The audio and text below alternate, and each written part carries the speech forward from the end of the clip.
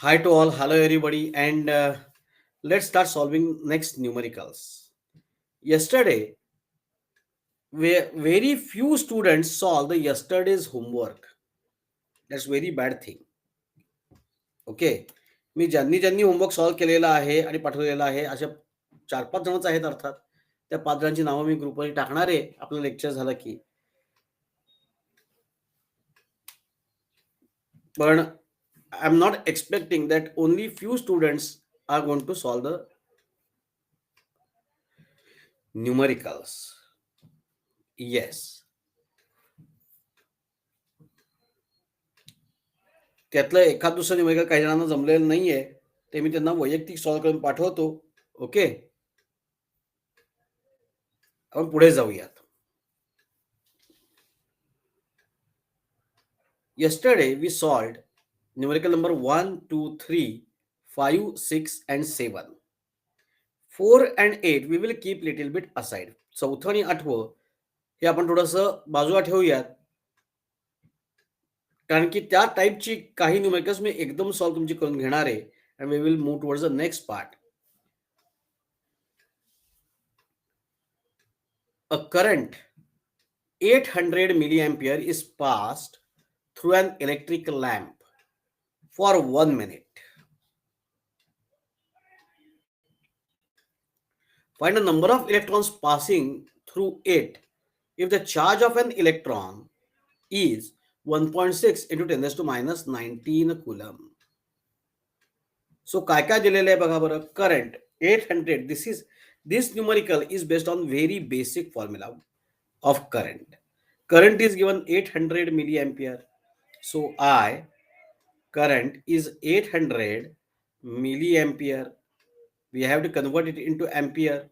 So 800 into 10 raised to minus 3 ampere.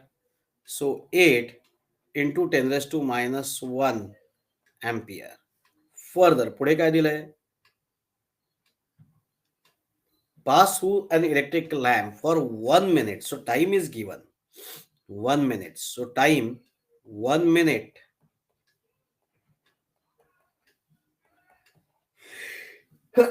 Excuse me, that is 60 seconds.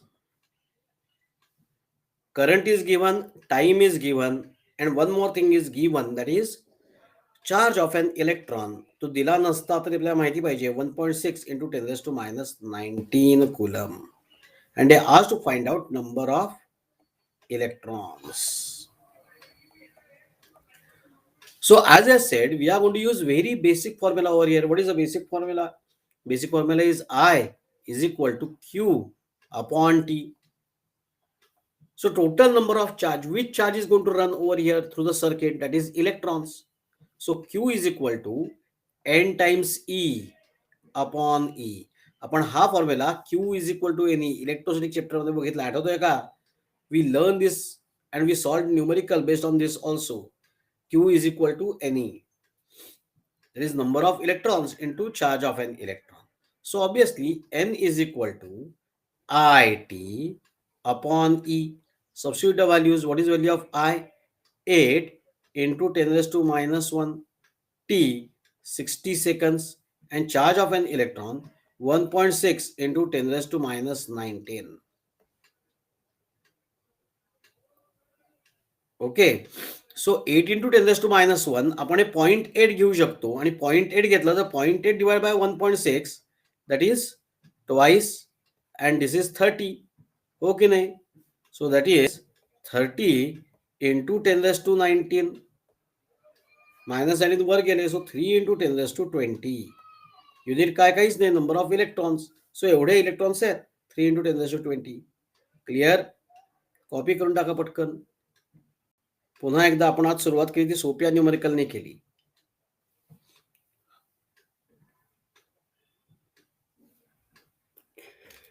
कालचंही पहिलं numerical असंच फालतू होतं, सोपं होतं. आता फिजिक्स मध्ये अवघड काही नसतं, सगळं सोपंच असतं, तो भाग वेगळा. हो की नाही? The most easiest subject in the physics, sorry, in the universe is physics.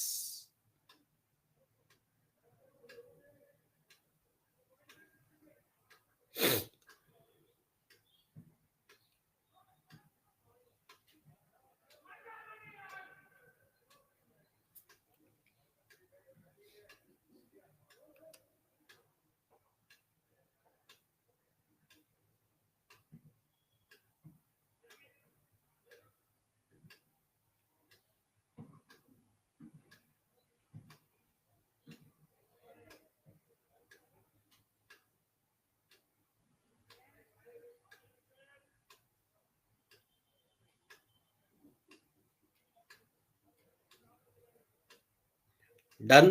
चलो, आसिफ आणि अनयाचं झालं, बाकीयांचं झालं का?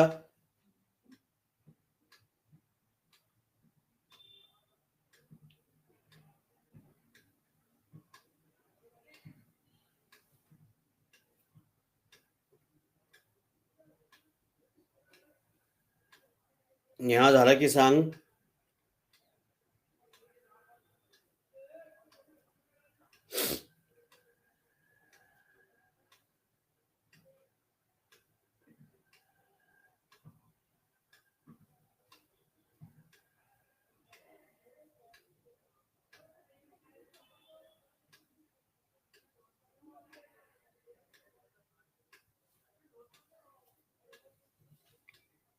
चलो, next numerical.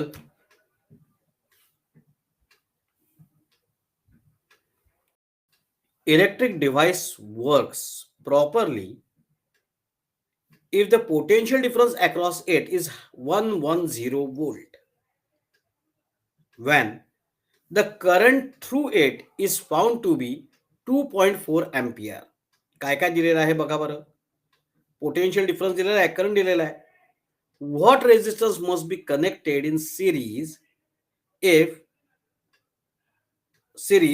with it if it is to run on 230 volt source? Numerical कळलं का पहिल्यांदी? बेसिकली आपल्याकडे व्ही दिलेला आहे, करंट दिलेला आहे आणि अवेलेबल रेजिस्टन्स 230 वोल्ट आहे. सॉरी, 230 वोल्ट सोर्स आहे. What resistance must be connected in series with it. म्हणजे आता जो 110 वोल्ट आहे त्याच्याऐवजी 230 वोल्ट असेल तर किती रेजिस्टन्स लागेल? दिस इज द क्वेश्चन. सिरीज मध्ये लावावा लागेल. म्हणजे काय सांगतो. First V1 110 volt 110 volt and I1 किती दिलाय? I1 नाही, तो I तसाच राहणार आहे. I काही आपल्याला बदलायचा नाहीये. I किती दिलाय? 2.4 ampere. So 2.4 ampere. So V1 is equal to IR1. So R1 is equal to V1 upon I. So V1 110 upon 2.4. So 1100 upon 24. काय डिव्हिजन सुरू करा आता. 24चं टेबल येतं का? किती येतील?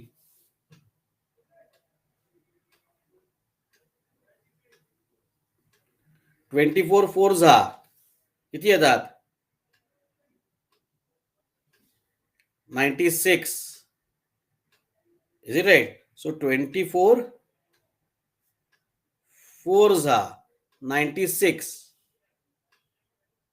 अजून राहिले किती? 45.8. So 45.8 ohm. Is it right? बरोबर आहे का? टेबल आलं पाहिजे. आता आपल्याला हे 110 करता नाही करायचं आहे. आपल्याला ते म्हणतात 230. म्हणजे थोडक्यात आपण इथे जे काम करत होतो ना ते मी अमेरिका, इंग्लंड कुठेतरी काम करतोय आणि आता मी भारतात आलो आणि भारतात माझ्याकडे जे डिव्हाइस आहे ते 230 वोल्टवर रन होतं. भारतातलं इथलं जे मला व्होल्टेज मिळतं 230 वोल्ट मिळतं. बघा, मी परत एकदा सांगतो. मी अमेरिकेतनं काहीतरी एक डिव्हाइस मी विकत घेतला. अमेरिकेत किंवा इंग्लंडमध्ये जे डिव्हाइस तुम्ही मी विकत घेऊ ते किती व्होल्टला चालणार आहे? ते 110 व्होल्टला चालतं. अमेरिकेतलं व्होल्टेज, इंग्लंडमधलं व्होल्टेज 110 व्होल्ट असतं. ओके. आता ते डिव्हाइस घेऊन मी भारतात आलो, आपल्या देशात आलो. आपल्या देशात मला किती सप्लाय मिळतो? 230 व्होल्ट. मग मला आता सांगा, मी हे डिव्हाइस डायरेक्ट लावलं तर चालेल का हो? अमेरिकेतनं ते डिव्हाइस आणलं आणि डायरेक्ट मी इकडे लावलं, नाही चालणार. काय होईल? काही नाही. थोडासा छोटासा आवाज येईल, फाड, धूर येईल आणि टाकून द्यावं लागेल ते डिव्हाइस. लक्षात येते का? म्हणजे अमेरिकेतून ते डिव्हाइस मी आणलं किंवा इंग्लंडमधून ते डिव्हाइस मी आणलं किंवा कुठल्याही युरोपियन कंट्रीजमधून मी ते डिव्हाइस आणलं, तर तसं मला वापरता येणार नाही. Why? What is the reason behind it? कारण अमेरिकेमध्ये किंवा इंग्लंडमध्ये ते 110 व्होल्टला चालणारं असतं. ते डिव्हाइस जेव्हा आपल्याकडे येतं, आपल्याकडे ते 110 नाहीये. आपल्याकडे सप्लाय कितीचा येतोय? 230 व्होल्ट सप्लाय येतोय. म्हणजे मला माझ्या डिव्हाइसला 230 व्होल्ट तो बेअर करेल या लेवलला न्यावं लागेल ना, हो की नाही? Getting it? मग कसं न्यायचं? कसं न्यायचं बरं हे? कसं काम करणार हे? 230 व्होल्टला कसं न्यायचं त्याला? सोपं आहे. रेझिस्टन्स वाढवायचा. जर का मी आय कॉन्स्टंट ठेवला तर V is equal to I R. I constant ठेवला, कारण की सिरीज कॉम्बिनेशनमध्ये आय कॉन्स्टंट राहतो ना. सो आय कॉन्स्टंट ठेवला आणि आर वाढवला तर ऑब्व्हियसली व्ही वाढेल की नाही? मग आर वाढवायचा कसा?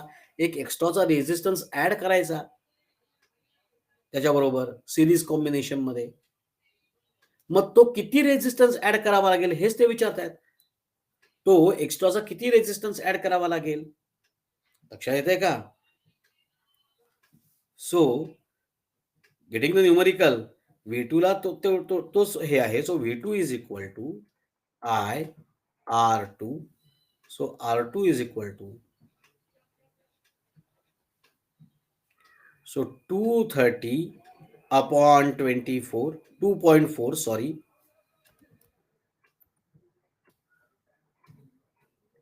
So 2300 upon 24. घ्या बरं टेबल आता ह्याचं किती येतील?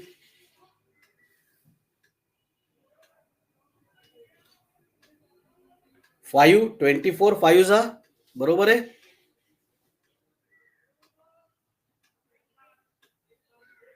हा, 9 जा, 24 9 जा, किती येतात?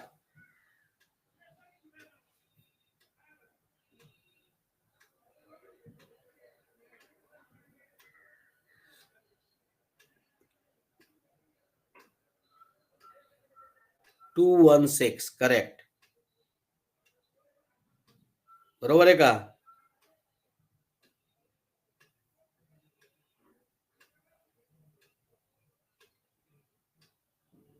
आता पुढे पुढे सांगा. सो 9 जा 216 राहिले किती? 14, बरोबर ना? हे 140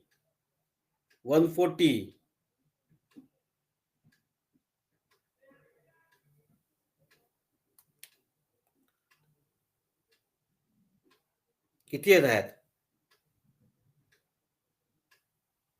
5 जा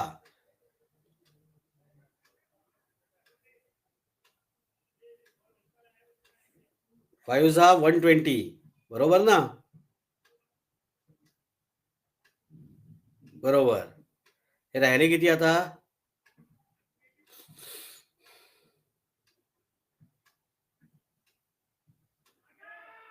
20 राहिले. वेट, 8 जा, so 95.8 ohm. These are to 83 ohm. Now what we have to do? Therefore, extra resistance we have to add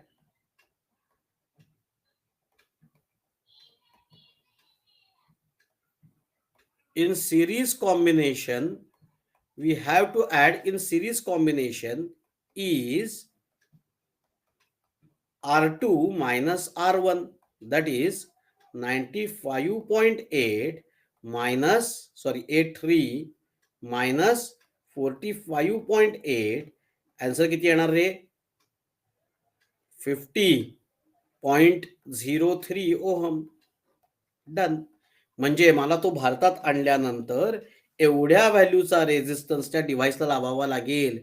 कोणत्या कॉम्बिनेशन मध्ये? सिरीज कॉम्बिनेशन मध्ये. लक्षात येतंय का? आणि तरच मला तो वापरता येईल. कळलं? Getting it to everybody. Otherwise मला तो वापरता येणार नाही.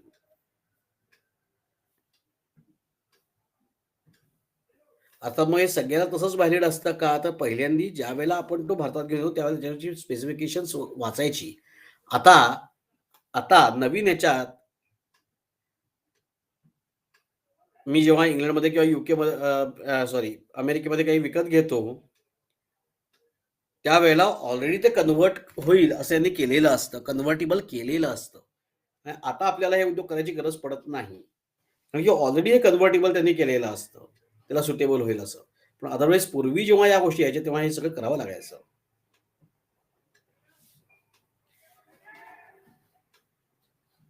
ओम्स लॉनी त्याच्या अक्रॉस हा माझा लॅपटॉप आहे, हा कुठलाही ऑब्जेक्ट हा रेझिस्टर आहे. बल्ब असेल, एलईडी ट्यूब असेल, एलईडी ट्यूब हा रेझिस्टर आहे. मग हा लॅपटॉप हा रेझिस्टर आहे.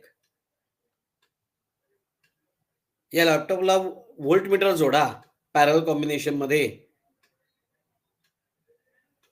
आणि सिरीज कॉम्बिनेशन मध्ये एमीटर जोडा आणि करंट पास करा. व्होल्ट मीटरचं रिडिंग आणि एमीटरचं रिडिंग बघा. मग ते दोन्ही बघितल्यानंतर V is equal to I R, V upon I केलं की तुम्हाला आर मिळेल.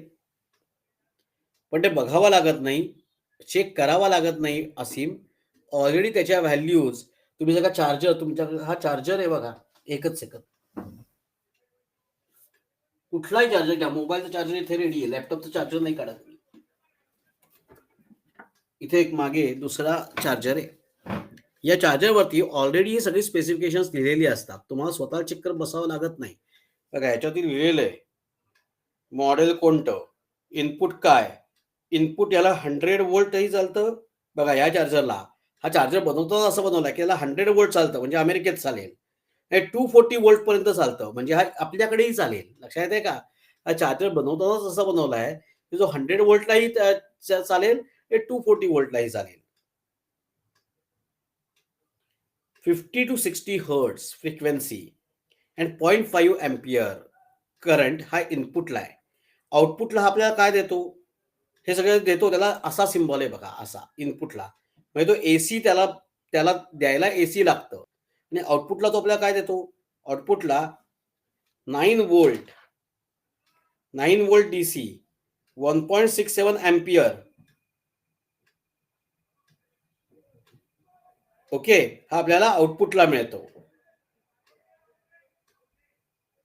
कळलं का? 23/9/2019 याची मॅन्युफॅक्चरिंग डेट आहे. एवढ्या सगळ्या गोष्टी यात दिलेल्या आहेत, त्यामुळे वेगळं आपल्याला काढत बसावं लागत नाही.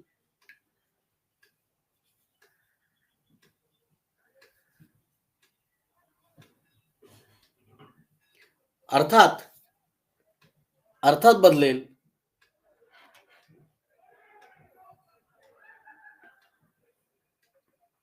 आणि म्हणून तर खरं तर आपण कुठलाही चार्जर आपण फक्त पिन बघतो आणि चार्जर लावतो, विच इज रॉंग. फक्त पिन बघून चार्जर लावणं हे खरं तर चुकीचं आहे. आणि प्रत्येक चार्जरची स्पेसिफिकेशन्स, इथे आता माझ्याकडे 2 चार्जर्स आहेत. हा जो इथे चार्जर लावलाय या चार्जरची स्पेसिफिकेशन्स आणि ह्या चार्जरची स्पेसिफिकेशन्स वेगवेगळी आहेत. आपली पिन त्या मोबाईलला मॅच होते. उलटी सी पिन आहे का? हे तुझा सी पिनचं आहे का? दे दे दे. नुसतं सी पिन असून चालत नाही, त्याची स्पेसिफिकेशन्स काय आहेत ही सुद्धा महत्वाची असतात. आणि शक्यतो त्या मोबाईलच्या चार्जरनीच त्यामुळे तो मोबाईल चार्ज करावा, कारण की तो त्याच्याकरता बनवलेला आहे, त्या डिव्हाइस करता. त्याची स्पेसिफिकेशन जी आहेत ती इथल्या इथे तुमच्याकडचं चार्जर बघा, मी आता इथला काढत नाही कारण की तो काढताना नंतर इंटरनेटचं कनेक्शन शेजारी तेही हलेल. पण याची स्पेसिफिकेशन आणि याची स्पेसिफिकेशन वेगवेगळी आहेत. त्यामुळे नुसती पिन क्वचित एखाद दुसऱ्या वेळेला तुम्ही असं केलं अगदीच गरज असेल तर, पण शक्यतो नुसत्या पिन सारखी आहे म्हणून त्या चार्जरनी तुमचा मोबाईल चार्ज करायचा हे टेक्निकली चुकीचं आहे. बरं झालं काय कॉपी करून सगळ्यांचं मीन होईल.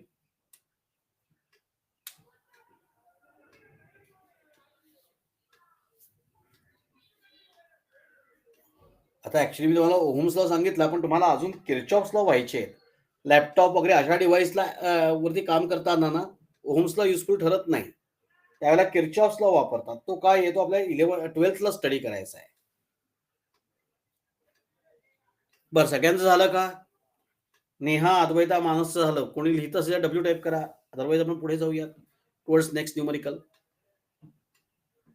झालं. Next, a cylindrical metal wire has length 3.14 meter. So length is given, diameter is given. If its resistance is 10 ohm, find resistivity. होमवर्कला कराल.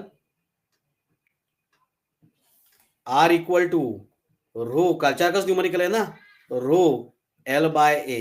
So rho equal to R A by L. So that is R A pi R square by L. So R me almost solve करून देतोय रे. R दिलेला आहे तुम्हाला, किती दिला आहे? R म्हणजे resistance 10 ohm, pi 3.14, R small r 2 millimeter. So diameter is 2 millimeter, diameter 2 millimeter. So R is 1 millimeter, म्हणजेच 1 इंटू 10⁻³ सो मी direct 10⁻³ meter divide by L. सोपं आहे, 3.14च दिलेले. कॅन्सर मी सॉल्वच करून दिलं रे आता, हो की नाही? सो याचा आणि स्क्वेअर आहे बरं का, 10⁻³ आर स्क्वेअर आहे ना. So 10⁻³ square, 10⁻6, 10⁻6 and 10, 10⁻5 ohm meter. पुढचं मात्र मी नाही करणार, ते तुम्हीच करायचं. Nichrome wire of length 1 meter and uniform wire of cross section 0.5 millimeter square. Area direct दिलाय तुम्हाला इथे, फक्त मी एरियाचं कन्व्हर्जन सांगतो तुम्हाला पुढच्या न्यूमरिकलचं. एरिया 0.5 मिलीमीटर स्क्वेअर, कारण तुम्ही इथेच चुकणार आहात मला खात्री आहे. सो 0.5 मिलीमीटर टू मीटर 10⁻³ पण मिलीमीटरचा स्क्वेअर आहे ना. सो 10⁻³ चा सुद्धा स्क्वेअर होईल आणि होईल 10⁻6 meter square. So area is 5 into 10⁻7 meter square. This is the area. Area direct दिलेला आहे, रेजिस्टन्स दिलेला आहे, लेंथ दिलेली आहे आणि काढायचंय काय तुम्हाला? रो. आय थिंक सो तुम्ही हे सॉल्व करू शकाल. सो हे होमवर्कलाच घ्यायचं आहे. अरे क्वेश्चन कॉपी करताय, हे मी तुम्हाला काल दिलंय ना, शेअर केली होती काल. तुम्ही नाही का करून घेतलं तुमच्या एंडला? परत करतो वाटल्यास.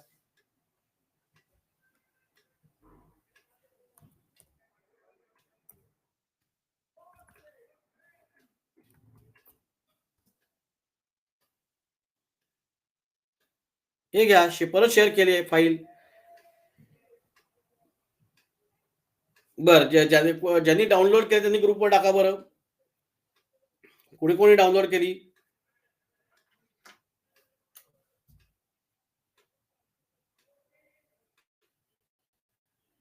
येस, कोणी कोणी डाउनलोड केली?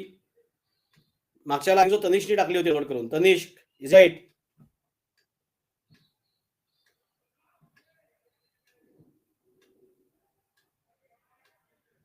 तुझ्याकडे होते ना डाउनलोड तनिष्क?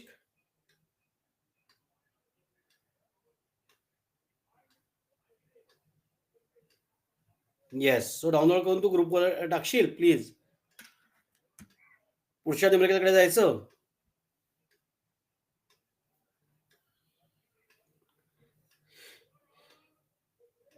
स्क्रीन क्लिअर करू का? Should I clear the screen?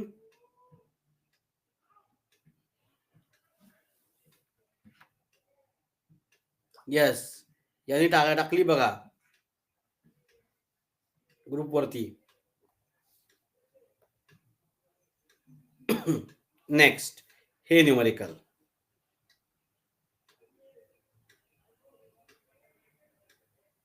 Thank you Tanesh, thank you, thank you very much. Find resistivity and conductivity of metal wire of resistance 0.2 kilo ohm having area of cross section 1 centimeter square and length 10 centimeter. आता इथे conductivity सुद्धा सांगितली आहे, म्हणून मी काम करतो याच्यावरती. पहिल्यांदा रेझिस्टिव्हिटी काय काय दिलेलं आहे बघा बरं. Find resistivity and conductivity of metal of wire of resistance R 0.2 kilo ohm.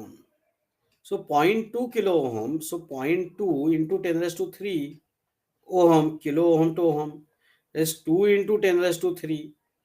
Oh, sorry, 10 raised to 2. बरोबर आहे का? पुढे काय दिलंय बघा बरं. Area of cross section 1 centimeter square. So 1 centimeter square. आता मगाशी केलं तसं सेंटीमीटर टू मीटर, मगाशी मिलीमीटर टू मीटर केलं. Millimeter to meter 10 raise to -3 ने मल्टिप्लाय करायचं. Centimeter to meter 10 raise to -2 ने मल्टिप्लाय करायचं. पण इथे सेंटीमीटरचा स्क्वेअर आहे, सो 10 रेस टू -2 चा सुद्धा स्क्वेअर होणार. तो किती? 10 raise to -4. Okay, so it is 10 raise to -4 meter square. Further, and length L 10 centimeter. 10 centimeter means 10 into 10 raised to -2. That is 10 raised to -1 meter. So rho equal to RA by L. Substitute the values. R किती आहे? 2 into 10 खाली लिहितो, sorry, 2 into 10 raised to 2. Area किती आहे? Area 10 raised to -4 divided by length 10 raised to -1. So 10 raised to -1, 10 raised to -4, 10 raised to -3, 10 raised to -3, 10 raised to 2, 10 raised to -1, 2 into 10 raised to -1. So rho equal to 0.2 or 2 into 10 raised to -1 meter, ohm meter, 0.2 ohm meter. Now conductivity. Conductivity is reciprocal of resistivity.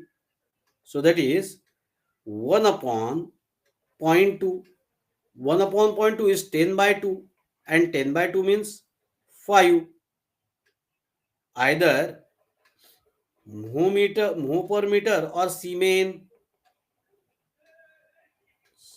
per meter. Okay, clear? Or 1 upon ohm meter.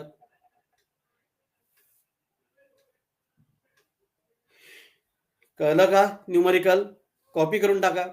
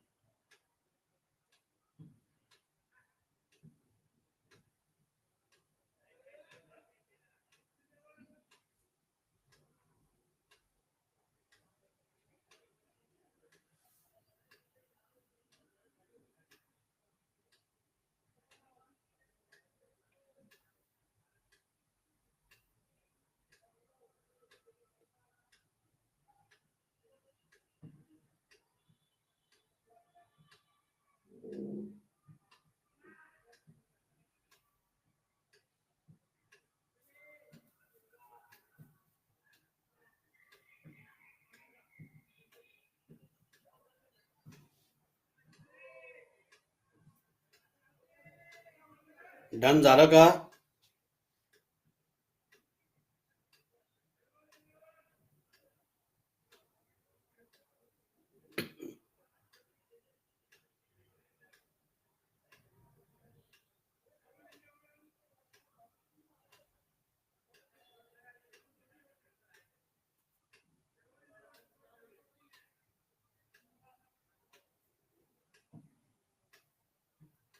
Yes. Next.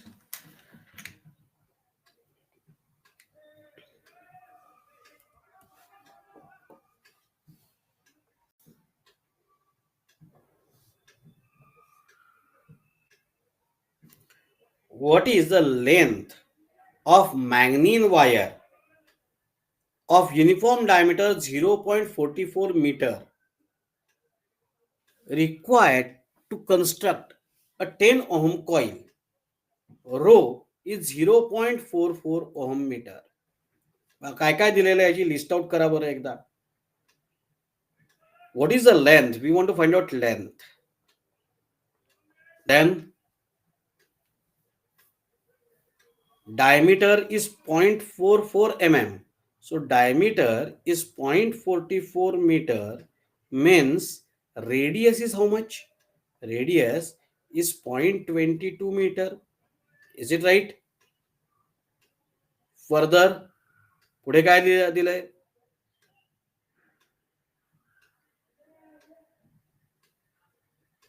Required to construct a 10 ohm coil.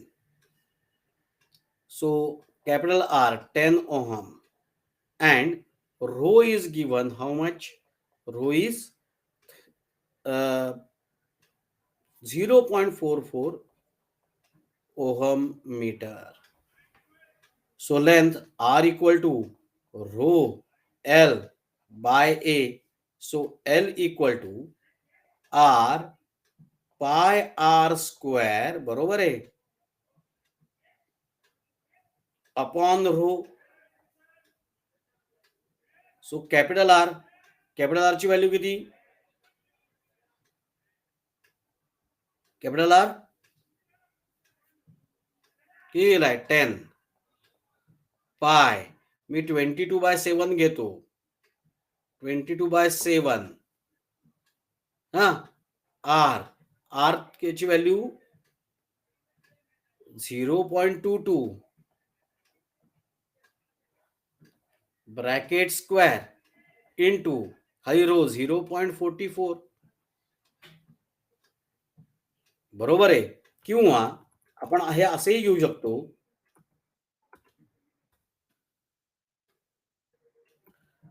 0.22 घेण्यापेक्षा 22 into 10⁻², हो की नाही, bracket square, आणि इथे 44 into 10⁻².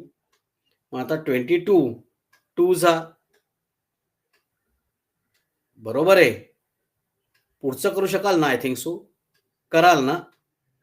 हे 10⁻² copy करायला हरकत नाही, आणि पुढचं तुम्ही बघूया कोणाचं पहिल्यांदा सॉल्व्ह होत आहे.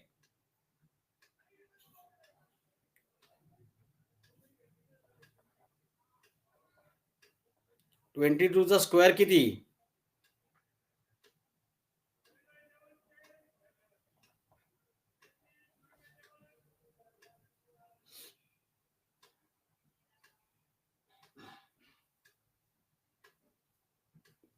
22चा स्क्वेअर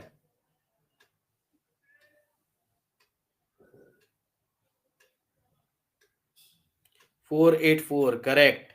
हा पटकन आला पाहिजे न करता. ट्रिक माहिती आहे तुम्हाला? असे नंबर आले 33, 44, 22, या स्क्वेअर करणं खूप इझी असतं.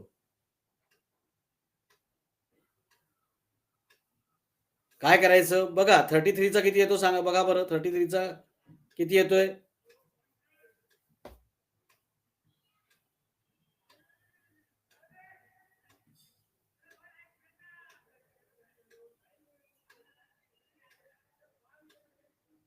बघा, चेक करा.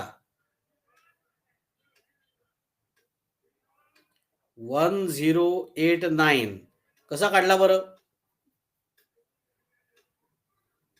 हे ट्रिक आहे, माहितीये का तुम्हाला?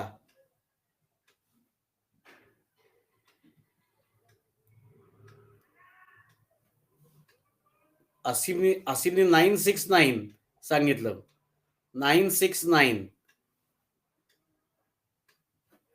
सॉरी, माझा इथला 8 लिहायचा राहिला. बरोबर आहे का? असीम 969 म्हणतोय. असीमची मेथड चुकली. असीमने काय केलं आलं माझ्या लक्षात. बरं, आपण आता मेथड ती नको बघायला, मी तुम्हाला शिकवेन कधीतरी. मग आपण हा पहिल्यांदा याची न्यूमेरिकल्स कम्प्लीट करूया. मला किंवा बामसरांना आठवण करा, सर याचा स्क्वेअर कसा करायचा, याची काही ट्रिक आहे का? ओके, मी तुम्हाला शिकवेन.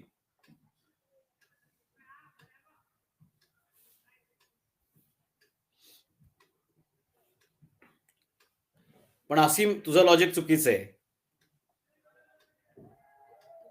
बरं, काय आहे आन्सर आता फायनली? असीमने इकडचा स्क्वेअर केला, इकडचा स्क्वेअर केला आणि त्याच नंबरचा क्यूब करून मध्ये लिहिला. काय असीम? स्क्वेअर करून.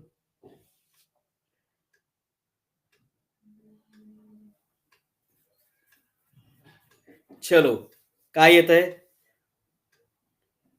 आन्सर? काय येत आहे? 2 ने याला डिवाइड केलं, किती येत आहे?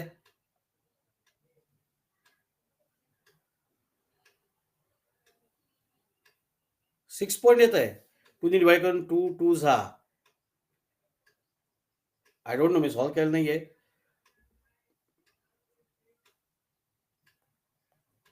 So that is 2420 upon 7 into 10⁻². ते राहिले आहेत. इंटू 10⁻².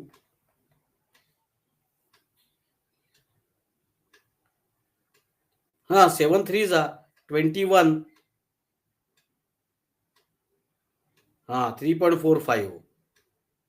3.45 मीटर. पुढचं आता होमवर्कला कुठलं कुठलं आहे आपल्याला, हे मी सॉल्व करून दिलंच आहे.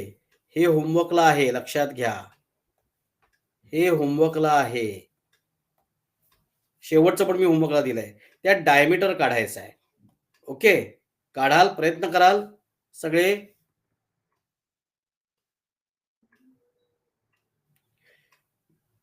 येस. अजून न्यूमेरिकल बरीच राहिले बरं का. हा, पुढचं एक अख्खं पेज आहे.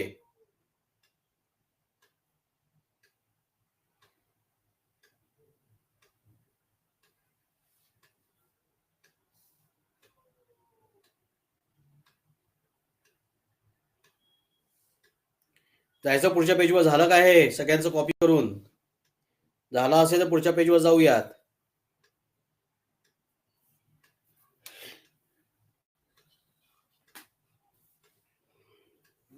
झालं. कोणी लिहित असेल डब्ल्यू टाईप करा, अदरवाईज मी आपण पुढे जाऊ. असीम लिहितोय. असीम, बी क्विक.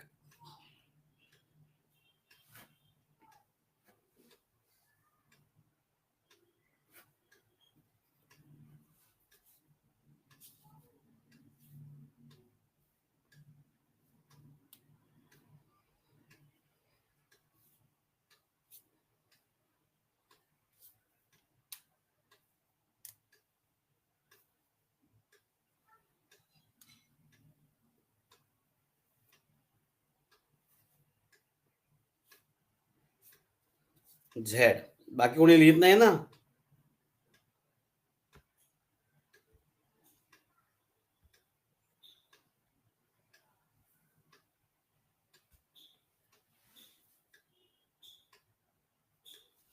चलो, एनलार्ज करतो.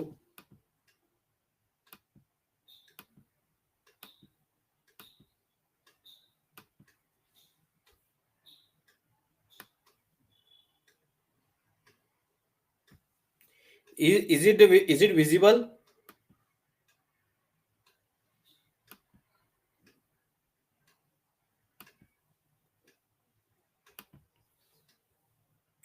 To all of you? Yes.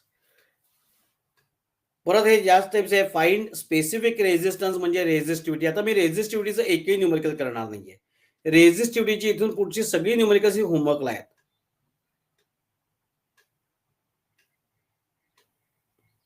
So ninth, a wire of length 80 centimeter has resistance 10 ohm. Find a resistance of wire of the same material and same section area but of length 1.2 meter. बघा आता हे निवेदन मात्र मी आपल्याला solve करायचं आहे.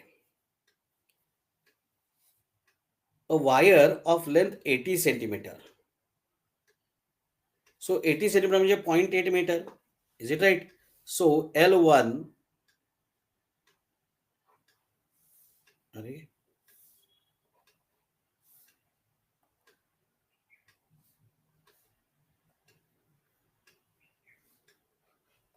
I unable to write over here, जसं मी मगाशी लिहित होतो. ठीक आहे, आपण व्हाईट बोर्डवर लिहूयात. A wire of length 80 centimeter has resistance 10 ohm. So wire of length 80 centimeter, L1 80 centimeter, so 0.8 meter, 80 centimeter, that is 0.8 meter, having resistance किती म्हटलंय रे त्यांनी, having resistance 10 ohm. 10 ohm. पुढे find the resistance of wire of same material same, so rho same, and same area of cross section. So rho and A are constant, and new length L2 they mention 1.2 meter. Okay, so it's very simple now. When rho and A are constant, R is directly proportional to L, therefore R1 by R2 by R1 is equal to L2 by L1. संपलं. करायला हरकत नाही. तुम्ही पण माझ्या बरोबर copy कर. मग R2 R1 किती दिला आहे 10, L2 1.2 and L1 0.8, so that is 12 by 8. किती येतात रे 12 by 8? 4 2s are 4 3s are, so R2 is equal to 3 by 2 into 10, 2 5s are, so R2 equal to 15 ohm. इतकं सोपं आहे, हो की नाही?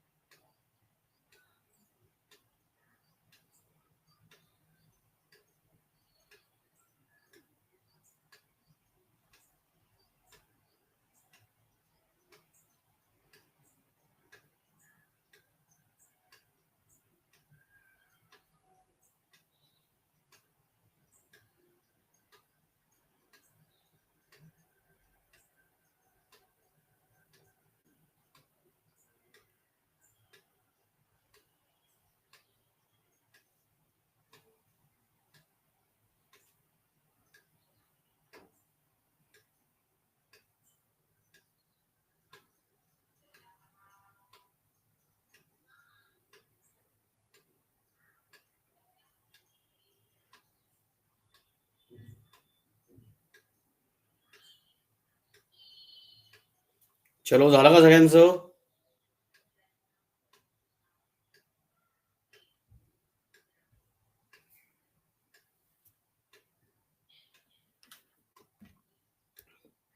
Next,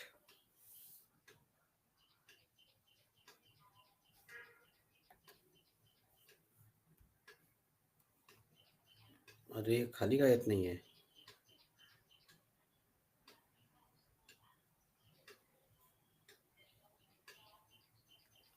a piece of eureka wire. आता अशी कोणती वायर नसते बरं का, पण ठीक आहे. आता eureka wire has resistance of 10 ohm. What is the resistance of an equal length of nichrome wire of twice the diameter, given that resistivity of nichrome is twice that of Eureka? So resistivity, आता इथे यायला लागलं. I able to write now. Resistivity of nichrome wire is twice that of Eureka. What is the resistance of equal length? Length equal म्हटली आहे. नाही नाही थांबा.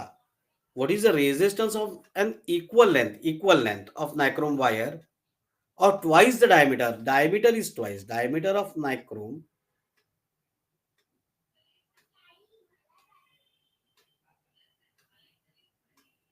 थांबा. What is the resistivity of an equal length of nichrome wire of twice the diameter? हे कळलं पाहिजे. So diameter of Eureka is twice the diameter of nichrome. Okay. So radius of Eureka is equal to twice radius of nichrome. हे पटलं का रे सगळ्यांना? Diameter twice असेल तर radius सुद्धा ट्वाइस. कोणाला याच्याबद्दल ऑब्जेक्शन आहे का? मी इथे जे हे जे लिहिलेलं आहे त्याच्याबद्दल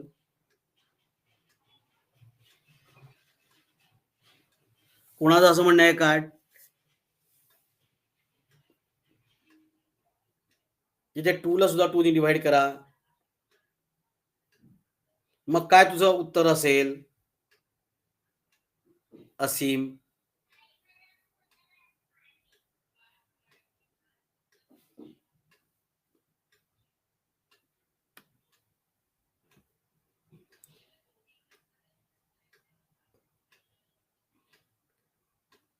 हा तेच नाही कळलं. आता नीट वाच बरं.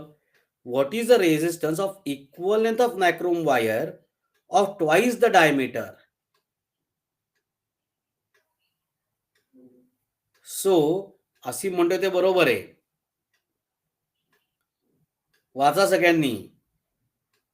नायक्रोमचा डायमीटर ट्वाइस आहे का युरेकाचा डायमीटर ट्वाइस आहे?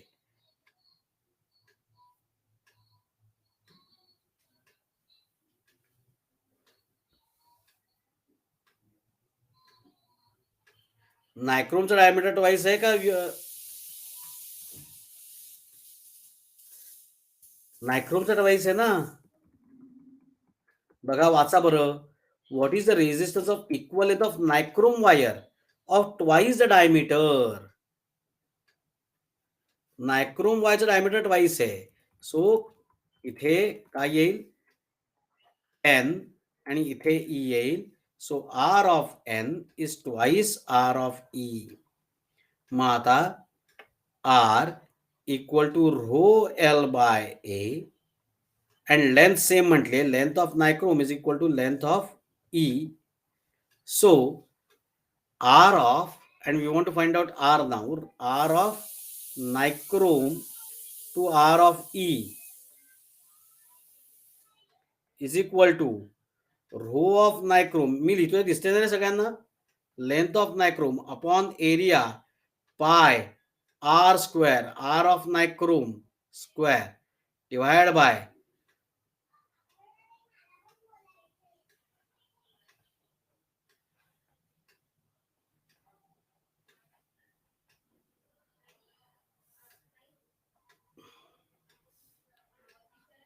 पाय कॅन्सल केले. ओके. अजून काय कॅन्सल होईल? लेंथही कॅन्सल होईल. बरोबर आहे.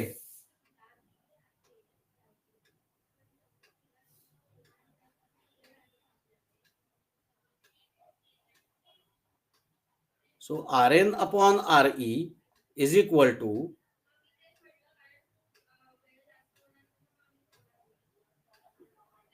rho n Rn square,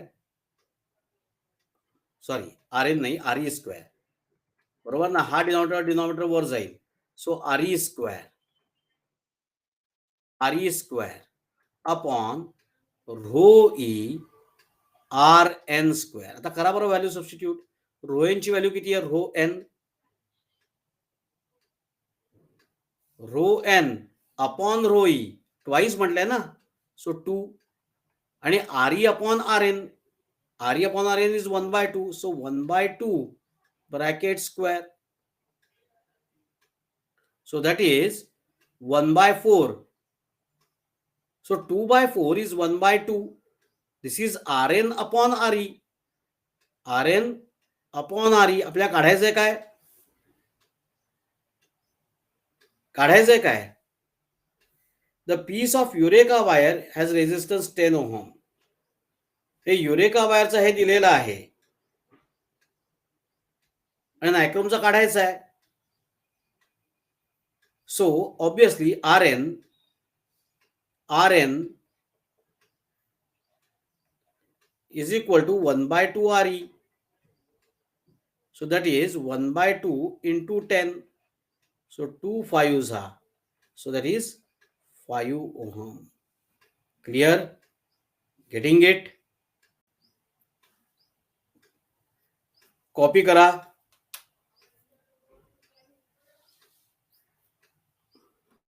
उद्या आपलं करंट इलेक्ट्रिसिटीचं लास्ट न्यूमरिकल असेल.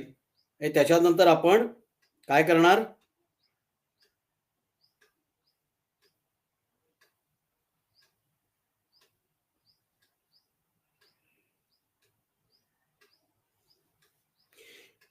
पुढचा कोणता चॅप्टर सुरू करायचा? माझ्या डोक्यात प्रॉपर्टीज ऑफ मटेरियल. तुमच्या कॉलेजेसमध्ये काय सुरू केलंय आता P2 चे आपले 3 चॅप्टर राहिले, P1 चे 2, पण ते अगदी छोटे छोटे चॅप्टर्स आहेत.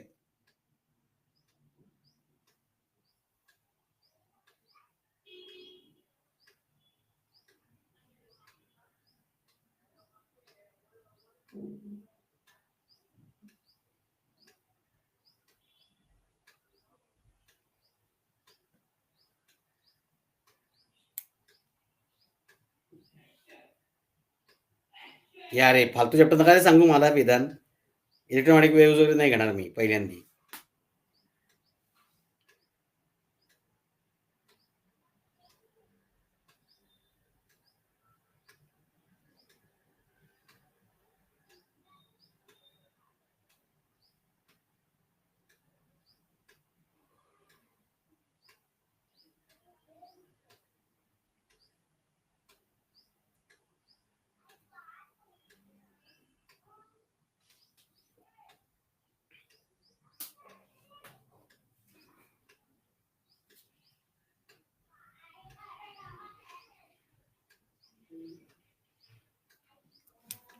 मॅग्नेटिझम घ्यायचा. अरे आपला तो प्रॉपर्टीज राहील, प्रॉपर्टीज ऑफ मटेरियल.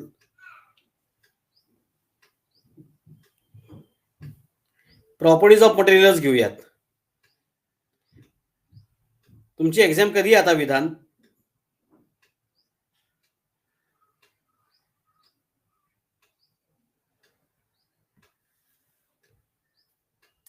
झाली. म्हणजे पुढची एक्झामला आता वेळ आहे ना?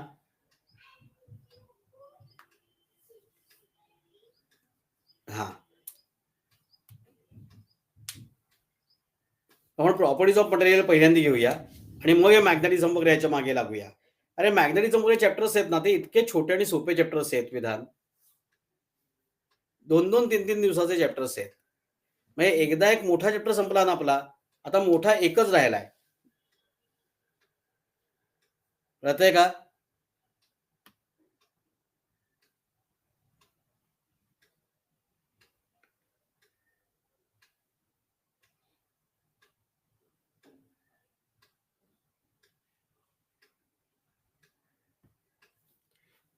बरं, यातली बरीचशी न्यूमेरिकल्स उद्या होमवर्कला येणार आहेत. आज टेक्स्टबुक मधली सगळी न्यूमेरिकल्स कंप्लीट करून घ्या.